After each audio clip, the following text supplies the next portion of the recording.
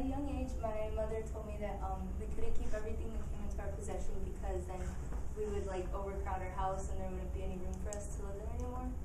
And sadly, that's exactly what we're doing to our planet. And the bad thing about that is that the conditions for us to be here are so specific that it's hard to find another planet to just move to. And can you guys imagine just keeping every single like clothing item you've outgrown, everything that has ever like come into your hands, just keeping it in your house, how crowded it would be, how there wouldn't be any space for you? That's what's happening. So we're specifically also talking about the plastic bottles and why you guys should recycle. Yep. So what is the problem? Why is this an issue with the plastic bottles? People just think they're pieces of plastic that can just be thrown away. There shouldn't be any big issue. Well, actually there is. So the Environmental Protection Agency estimates that 12% of the U.S. waste products is plastic. So the U.S. produces about 254 million tons of trash in 2013. That's kind of bad also on our part. So I'll break it down even a little bit more. So if the average American uses 167 bottles of water per year and only 38 get recycled, we're now stuck with this. 160 bottles will be used and the average will be 316 million, which will then estimate for a year 52,772 million. And if only 12 billion 8 million are recycled, we're now leaving a lot of plastic behind. And also within these resources, 40 billion bottles is equivalent to $1 billion of plastic. This is actually a very bad issue if we start to look at like how much money is being wasted and the whole issue of why do we need to recycle.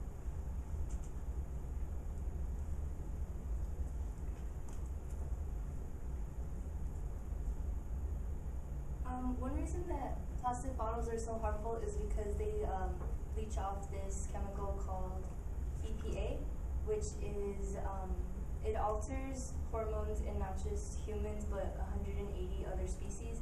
It's also been known to injure and even kill them.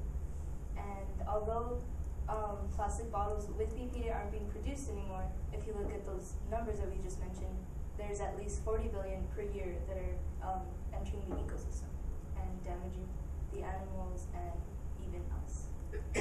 Which obviously, I doubt anyone really is here to try to test poison, especially in that case. So there are been even some items that have came out which are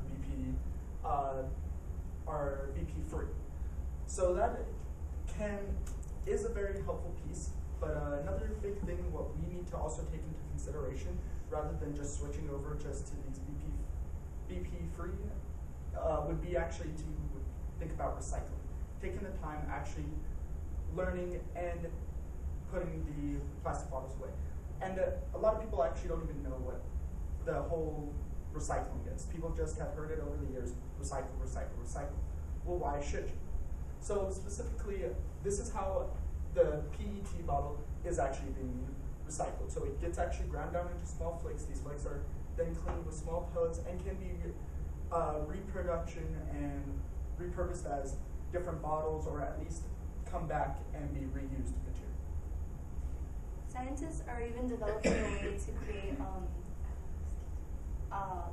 fuel out of plastic bottles. They break down the long strings of carbon and hydrogen in the plastic with a catalyst, and they can create about 56% of it into fuel, while there's a waxy byproduct that is less pollutant to the world than plastic, and they can reuse the catalyst many times. This process is still being refined, but I mean, it's a wonderful step in technology for reusing and reducing fossil fuels. And with that, it's also helpful because considering most of us already drive, I'm pretty sure that having that extra chance of having alkaline oils and diesel, this can actually help us even in our everyday life, even just for fuel. So that is a great, just a great step into the actual future rather than just keeping these plastic bottles. So this diagram actually kind of shows the whole thing that I was talking about, how the recycling companies work, how it is taken into the factory, how it's going to be washed out, and how they get repurposed and come back. So this is just also a diagram for this specific group, but this is actually the main function of how recycling works. So there's also many more uses of plastic. Plastic isn't just also in bottles. If you think about it, it's not even the issue of there's too much. There's the fact of we have plastic bottles and they're not being recycled. It's how much plastic. So actually in our shirts, there are 54 million t-shirts that are actually made with 6.5 fleece, and 6.5 fleece jackets that are actually made with plastic material. So if you think about that, the plastic bottle being recycled can actually go into, again, sort of that step into the future. We can actually have clothing, and it can also help develop housing, so people don't have to just constantly keeping this increase and making it more accessible and reusable. A lot of you are already on the right path. I see you with reusable water bottles, but that isn't the only source of plastic in our lives. A lot of us buy soft drinks here at school because those aren't just like, you can't just go to a fountain for a lemonade. So all we ask is that you guys recycle at least what you have in school. And it's really easy too, because in every classroom there's one recycling bin, and all over campus there are so many recycling bins that are separated by cans and plastic bottles. Also going off of that, again, thinking of the wildlife idea, just how bad that can actually be to the environment, also the harmful effects, that it is that simple. There's one right. Even in our classroom, right behind Denzel, there actually is a plastic recycle bin. They're all throughout campus. And also, some people don't want to just instantly throw away their water bottle. They don't want to just throw away that plastic water bottle. The best way, then, refill it. It has more uses. It's not done after the bottle of water is empty. So, in the end, it takes a snowflake to start an avalanche, and a single unrecycled bottle to destroy the planet. So we thank you guys for taking the time to listen to us, and thank you.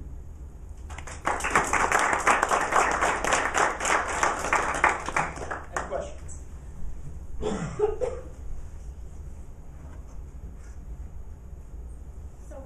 I know a lot of how some neighborhoods have the recycling bins, but do you know where if you don't have a recycling bin that comes to your house where you could go recycle?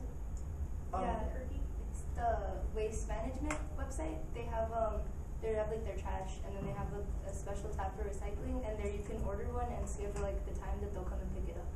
It just works just like a trash can. I also know where I live, we live right next to a Smith's. There's actually a little recycling area behind the Smith's where you can actually just throw, just fill a bag full of recyclable material and throw it in the correct bin. So then it is actually distributed if you don't have the accessibility to a recycle bin. So, recently I watched a video on recycling, the way Americans recycle versus the way people in Europe recycle. I noticed that Americans don't want to recycle as much, and they're citing that one of the reasons is that we don't have proper facilities where they give us so much money back for recycling. Do you know of any places that, if you were to donate cans and things like that, they would give you quarters or anything like that back?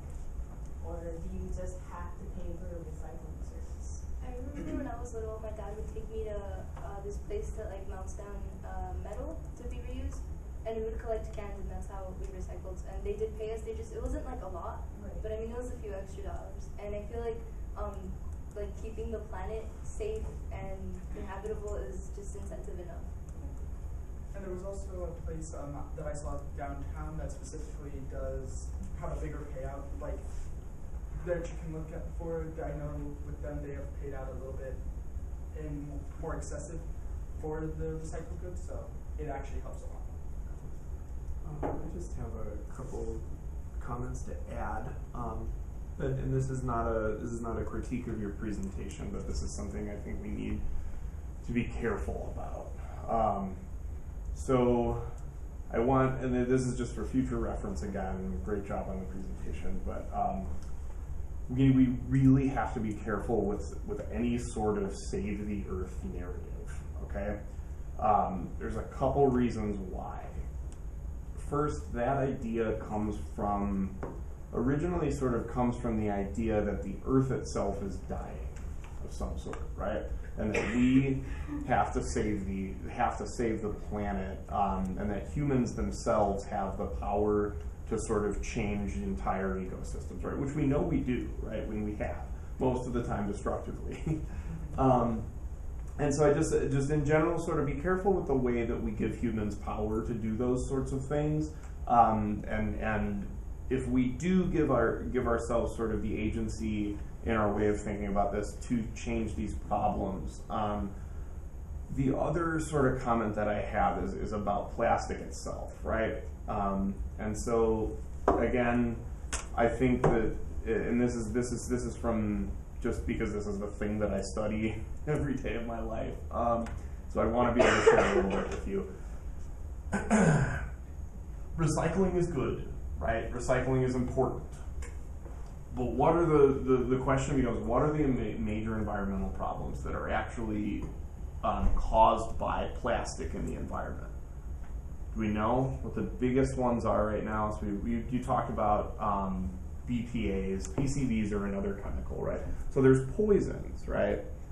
The other big one is the acidification of the ocean, right? Because as plastic breaks down, a lot of the chemicals that are released are actually acids. The destruction of the coral reef, like for example, the extinction of like the Great Barrier Reef, which is pretty much done at this point, right? Within the last 2 years, we saw the last of it go. Part of that is about the ocean heating up. And so, yes, global warming is part of that, but the acidification of the ocean simultaneously is contributing to it heating up. So what happens when we recycle plastic into clothes or into any other products, right? We've washed them, and those particles that we broke down are the main source of plastic in the ocean, right? And so, long story short, yes, recycling is important, but please, please, please, please, please don't think that you are saving the earth by recycling. You are slowing down almost minusculely, unfortunately, and I don't mean to, but this is just, it's important for us to know this off the bat. Like, when you are talking about these issues, the fundamental problem is the production of plastic in the first place, right? The fact that we have plastic at all, yes, reusing it slows down its eventual, but it will all eventually, all of the plastic that we have will all eventually be broken down into the ocean and into soil. And so when we talk about recycling, I think it's always important to talk about how do we stop the production at the same time. And so I think this fuel recycling is a really interesting addition because this actually breaks down the most harmful chemicals in the plastics and reuses them in different processes, which if we can figure that stuff out, that's what we really, really need to do as well. So I'm glad you brought that in. So just in future research, right, if you come up with other solutions like that, I'd really love to hear about them. But great job, guys. Really good job.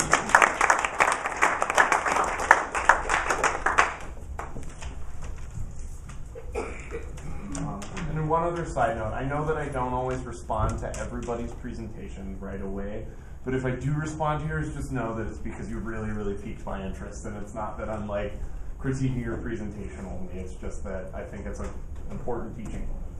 Thank you. I also wonder about the, like when you burn that fuel, what's the byproduct of that? You know? So, well, and I mean, yeah, I'd like to see what the actual hydrogen, right, hydrogen oxygen compounds are that they're getting out of it. That would be an interesting follow-up sort of research piece. But yeah, it's, I mean, we're burning, we're generally producing carbon, right? So that's another idea, but generally. Okay. Can you remind me how it is again? That was all on the recording. Forgot.